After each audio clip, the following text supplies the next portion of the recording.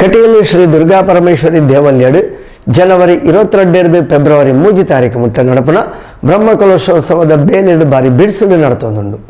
ಈ ಬಗೆಟ್ ಸುದ್ದಿಗೋಷ್ಠಿ ತೆರಿಪಾಯಿನ ಬ್ರಹ್ಮಕಲಶೋತ್ಸವ ಸಮಿತಿದ ಗೌರವ ಅಧ್ಯಕ್ಷರು ಶ್ರೀ ಉಮನಾಥ್ ಕೋಟ್ಯಾನ್ ಜನವರಿ 22 ತಾರೀಕಿಗೆ ತೋರಣ ಮುಹೂರ್ತ ನಡಪೆರ ಉಂಡು. ಜನವರಿ 30 ತಾರೀಕಿಗೆ ಬ್ರಹ್ಮಕಲಶ, ಫೆಬ್ರವರಿ 1 ತಾರೀಕಿಗೆ ನಾಗಮಂಡಲ, 2 ತಾರೀಕಿಗೆ ಕೋಟಿ ಜಪ ಯಜ್ಞ ನಡಪೆರ ಉಂಡು. ಈ ಬಗೆಟ್ ಸುದ್ದಿಗೋಷ್ಠಿ ತೆರಿಪಾಯಿನ ಬ್ರಹ್ಮಕಲಶೋತ್ಸವ ಸಮಿತಿದ ಗೌರವ ಅಧ್ಯಕ್ಷರು ಶ್ರೀ ಉಮನಾಥ್ ಕೋಟ್ಯಾನ್ ಜನವರಿ 22 ತಾರೀಕಿಗೆ ತೋರಣ ಮುಹೂರ್ತ ನಡಪೆರ ಉಂಡು. ಜನವರಿ 30 ತಾರೀಕಿಗೆ ಬ್ರಹ್ಮಕಲಶ, ಫೆಬ್ರವರಿ 1 ತಾರೀಕಿಗೆ ನಾಗಮಂಡಲ, 2 ತಾರೀಕಿಗೆ ಕೋಟಿ ಜಪ ಯಜ್ಞ, 3 ತಾರೀಕಿಗೆ ಸಹಸ್ರ ಚಂಡಿಕಾ ಯಾಗ ನಡಪೆರ ಉಂಡು. ಸೇವೆ ಮಲ್ಪಾಯರೆ ಪ್ರಧಾನ ಸಮಿತಿ ದೊಟ್ಟುಗು ಮುಪ್ಪ ಉಪ ಸಮಿತಿಲಿನ ರಚನೆ ಮಲ್ತದ.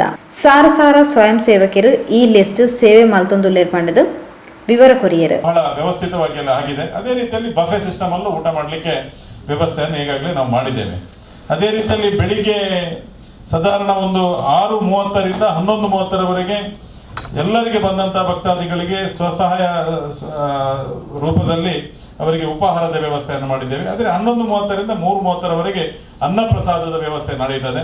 ಅದೇ ರೀತಿಯಲ್ಲಿ 4 ಗಂಟೆಯಿಂದ ಸಂಜೆ 6 ಗಂಟೆಯವರೆಗೆ ಪುನಃ ಲಘು ಉಪಹಾರದ ವ್ಯವಸ್ಥೆಯನ್ನು ಮಾಡ್ತೇವೆ. ಅದೇ ರೀತಿಯಲ್ಲಿ 7ರಿಂದ 12 ಗಂಟೆ ರಾತ್ರಿಯವರೆಗೆ ಅನ್ನಪ್ರಸಾದದ ವ್ಯವಸ್ಥೆಗೆ ಅದಕ್ಕೂ ಸಹ ವ್ಯವಸ್ಥೆಗಳನ್ನು ಮಾಡಲಾಗಿದೆ.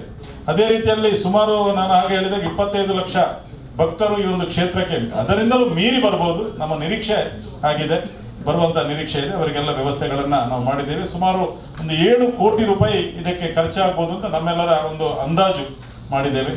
ಅದೇ ರೀತಿಯಲ್ಲಿ ಸಭಾ ಕಾರ್ಯಕ್ರಮಕ್ಕೆ, ಸಾಂಸ್ಕೃತಿಕ ಕಾರ್ಯಕ್ರಮಕ್ಕೆ, ಬೇರೆ ಬೇರೆ ರೀತಿಯ ಕಾರ್ಯಕ್ರಮಗಳಿಗಾಗಿ ನಾವು ವಿಶಾಲವಾದ ವೇದಿಕೆಯನ್ನ ಮಾಡಿದ್ದೇವೆ. ಅದೇ ರೀತಿ ಆನುವಂಶಿಕ ಅರ್ಚಕರು ಶ್ರೀ ಹರಿನಾರಾಯಣದಾಸ ಅಸ್ರಣ್ಣೇರು ಬೊಕ್ಕ ಶ್ರೀ ಅನಂತ ಪದ್ಮನಾಭ ಅಸ್ರಣ್ಣೇರು ಪಾತ್ರರೊಂದು 1 ತಿಂಗಳುರ್ದು ಪಗೆಲು ಭಜನೆ ಶುರುವಾದ. ಫೆಬ್ರವರಿ 4 ತಾರೀಕು ಮುಟ್ಟ ಈ ಭಜನೆ ನಡಪೆರ ಉಂಡು. ಕೋಟಿ ಜಪ ಯಜ್ಞದ ನಿಲ್ಲಿಟ್ಟು ಫೆಬ್ರವರಿ 2 ತಾರೀಕಿಗೆ ಜಪ ಸಮರ್ಪಣೆ, ಪ್ರಸಾದ ವಿತರಣೆ ನಡಪುಂಡು. ಹೊರೆ ಕಾಣಿಕೆದ ಸಂಗ್ರಹವು ಉಗ್ರಾಣದ ವ್ಯವಸ್ಥೆ ಆತನ ಪಡೆದ ವಿವರ ಕೊರಿಯರು. 25ನೇ ತಾರೀಕು ಬರ್ತದೆ. ಹಾಗೆ 26ನೇ ತಾರೀಕಿಗೆ ಬಂಟ್ವಾಳ ಮತ್ತು ವಿಟ್ಟದಿಂದ ಹೊರೆ ಕಾಣಿಕೆ ಬರ್ತದೆ. 27ನೇ ತಾರೀಕಿನಂದು ಸಾಲೆತ್ತೂರು, ಪುತ್ತೂರು, ಕಾವೂರು, ಕಳತ್ತೂರು ಆ ಕಡೆಯಿಂದ ಹೊರೆ ಕಾಣಿಕೆ ಬರ್ತದೆ. 28ನೇ ತಾರೀಕಿಗೆ ಉಡುಪಿಯಿಂದ, 29 ತಾರೀಕಿಗೆ ಬೆಳ್ತಂಗಡಿಯಿಂದ. ಹಾಗೆ ಮತ್ತು 30ನೇ ತಾರೀಕು ಬ್ರಹ್ಮಕಲಶ ಆದ ಕಾರಣ ಇಷ್ಟು ದಿವಸದಲ್ಲಿ ಹೊರೆ ಕಾಣಿಕೆ ಬೇರೆ ಬೇರೆ ಕಡೆಯಿಂದ ತರ್ತೇವೆ ಎಂದು ಒಪ್ಪಿಕೊಂಡಿದ್ದಾರೆ.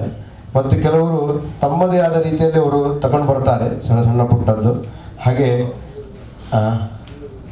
ಬೆಂಗಳೂರಿನಲ್ಲೂ ಈಗಾಗಲೇ ಎಷ್ಟು ಜನ ನಮ್ಮನ್ನು ಸಂಪರ್ಕಿಸಿದ್ದಾರೆ, ಬೆಂಗಳೂರಿನ ತರ್ತೇವೆ ಅಂತ. ಬೇರೆ ಬೇರೆ ಬೆಂಗಳೂರಿಂದ, ದಾವಣಗೆರೆಯಿಂದ ಎಲ್ಲ ತರ್ತೇವೆ, ತರಕಾರಿಗಳನ್ನೆಲ್ಲ ತರ್ತೇವೆ ಅಂತ.